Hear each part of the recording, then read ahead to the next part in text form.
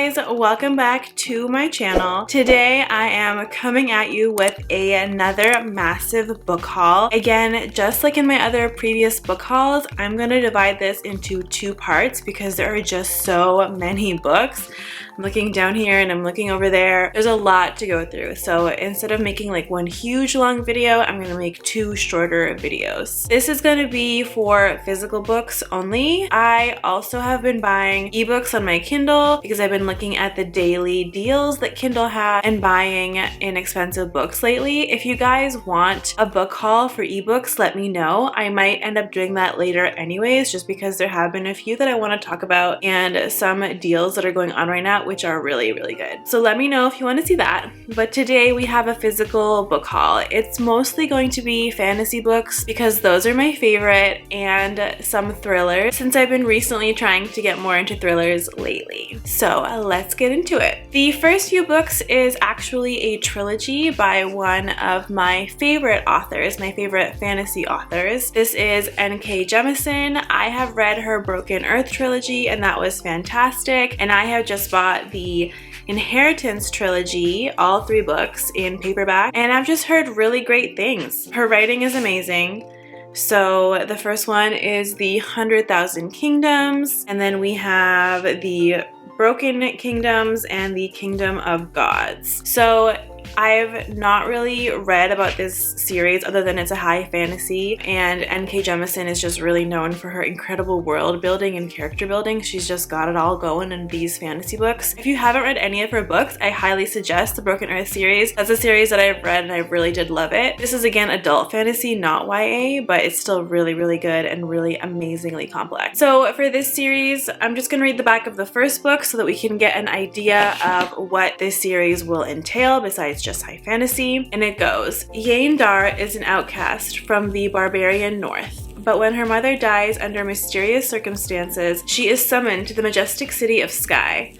There, to her shock, Yane is named an heiress to the king, but the throne of the 100,000 Kingdoms is not easily won, and Yane is thrust into a vicious power struggle. So hopefully there's going to be some magic in this book. From the synopsis, it sounds more like a political royal mystery type book, but I'm hopeful because I know N.K. Jemisin, she usually adds a little bit of magic into her novels. If you've read this series, please let me know down below. I really want to hear your thoughts on it because I haven't read it, and I also haven't heard too much about this particular series on BookTube. The next book I want to talk about is actually a fantasy YA novel, and it's got apparently a steampunk feel from the reviews that I've read, and that is Incarceron by Catherine Fisher. Now, this is about Finn, who was incarcerated, put in prison in this world, and Claudia, who is the daughter of the person in charge of the prison, wants to escape from it. And this prison is particularly difficult to escape from because from what I read, it sounds like it's alive, hence I think the steampunk theme. But together they have this crystal key that helps them escape, and I think this book will surround that adventure of escaping the prison. This is actually the first in a trilogy, but I wanted to get the first one to see if I was actually gonna like the trilogy. So I've heard some good things. I've actually heard about this book from another booktuber. She hadn't read it yet, so I'm curious to see if she since then has read it, and I am intrigued to read this. If you guys have read this or heard of it, let me know. I know it's a YA and I don't think it's a recent one, so I'm pretty curious. The next book is Bloodleaf, and this I think is the Litjoy version. I like the cover of this one much better than the mass market paperback. So this one is about a princess who uses blood magic, but there is an assassination attempt on her and she needs to flee the kingdom, since the only other option would be to marry a prince that she doesn't have interest in. So she flees the kingdom and ends up living in a village and disguising herself as a regular commoner, where she ends up falling in love with someone, but apparently that someone is not suitable to rule beside her when she wants to return to the throne. And so I think this book kind of takes us on her life's adventure. I think this is also part of a series, but I'm not sure. I've only really heard of the first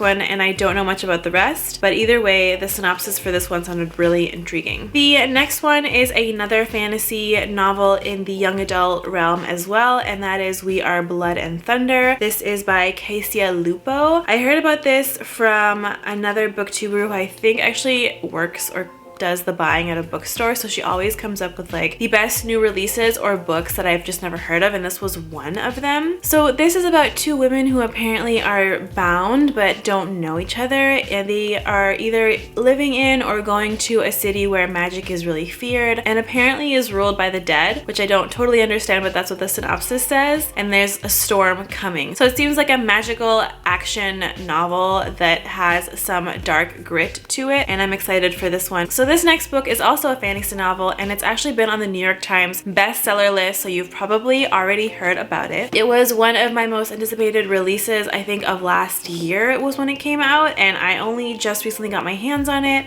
That is The Gods of Jade and Shadow by Silvia Moreno Garcia. Now this book I think is based on Mayan mythology and Mayan gods, and the girl in this book apparently accidentally releases a deity and ends up going on this kind of malicious, mischievous adventure through Mexico, and it involves a lot of Mayan folklore, which I really love and I haven't read too much about. I'm hoping this one is going to be just as good as its place on the New York Times bestseller list, since it did hold its place I think for a little while, and I'm really excited about this one. I really do enjoy books that are rooted in some kind of mythology or folklore that I don't know much about, because it also teaches me a little bit about that culture. The next book is a really popular one on BookTube, and I think it's my first thriller of this section here, and that is The Turn of the Key by Ruth Ware. I haven't actually read this book, although, and I've also heard that this is a favorite of folks that can also be really picky about what thrillers they fall in love with, so I'm excited to read this. It's come with high reviews and I have high expectations for it. I'm hoping I'm going to love it. I also haven't read that many thrillers, so I feel like it's going to ruin me for the thrillers that come after it. The next book is also another thriller. It's called Hold Back the Tide by Melinda Salisbury. I have been looking for this book everywhere. I had originally ordered it on Amazon and then it wasn't shipping to me, so I had to go on Book Depository and order it from there, and now I have 2 copies of the book. So this is also a thriller. It's quite short, but I've heard really good things about it from Books and Lala. I'm gonna read the back so that you could understand what the story is about, but it sounds really, really good to me. So everyone in Ormascala knows what happened to Alva Douglas's mother all those years ago. It's why Alva can't wait to leave, but when dark forces begin to stir in the surrounding mountains, Alva has to face a very different future to the one she's been dreaming of, and question everything she thought she knew about her past. A chilling tale about the dire costs of secrecy and greed. So it sounds really good. I think I'm going to love it. Okay, so we're gonna take a break from the thrillers. I'm gonna talk about another book and another subject of books that I've recently been trying to get into, and those are the self-development type of books. Now I'm a huge fan of self-development, and also self-development that you can learn in books. I think that's the best source to do it, because then you can really take away what resonates with you. But I digress. The book I'm going to be hauling for this is The Fifth Agreement by Don Miguel Ruiz, and I think his son Don Jose Ruiz wrote this together. Now in my last wrap-up I read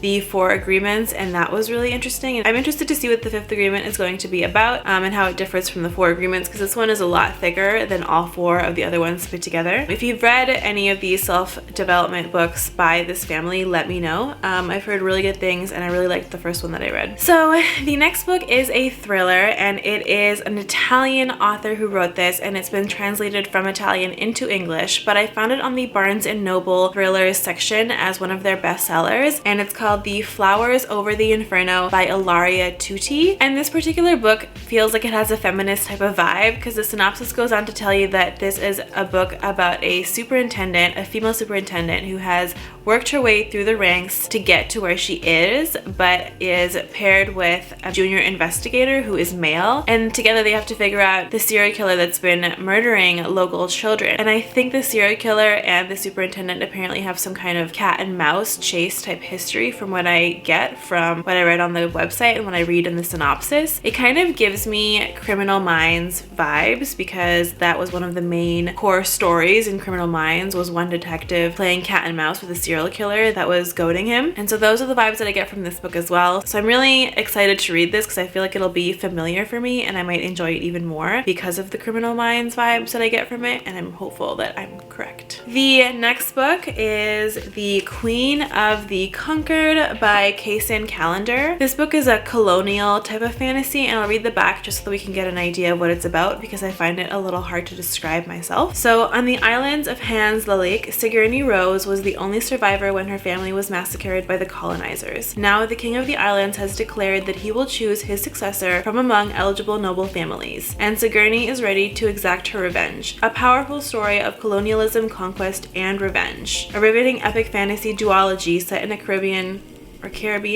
inspired world. I say Caribbean, but I don't know. I think I say Caribbean, but I don't know if it's Caribbean. Everyone has their own way of saying that word, but let me know if I'm super wrong in one of those. But this sounds really good. I thought it was actually a trilogy, but apparently it's a duology. I think I actually discovered this one on Bookstagram, and someone had taken a beautiful photo, and I was like, ooh, that book is gorgeous and looks super intriguing. And when I went online, it just sounded even better. There's a Colombian series on Netflix that kind of talks about a similar colonial type of magic and time travel that I really love. If you know what I'm talking about, comment down below. So the last book for part 1 of the book haul is one that you probably all know and love. It is an adult fantasy that I haven't read yet, but everyone loves it, and apparently the third one from this series is supposed to be released this year. From what I hear, let me know if I'm right. That is The Name of the Wind by Patrick Rothfuss. Now this is an adult fantasy. I don't really know much about it, but I know that everyone on BookTube knows a lot about it, so I'm not gonna get into the synopsis because I don't care to know. I like going into books without knowing too much about them so that I can just be surprised the whole way. And I got the anniversary edition just because I love sprayed edges and covers that are not the mass market paperbacks. I am excited for this one. I don't know when I'll get to it, but let's hope I get to it soon. So that was it for part 1 of this massive book haul. I think I have an equally large stack to go through next. I'm just looking at it because it's right over there. If you have read any of the books that I just mentioned, please let me know. And if you have any other recommendations, again, please let me know. I'd love to hear about them. So please go ahead and like and subscribe to my channel. It really helps support me, especially if you enjoy the content that I put out. That encourages me to keep putting out similar types of content and keep going from there. Thank you.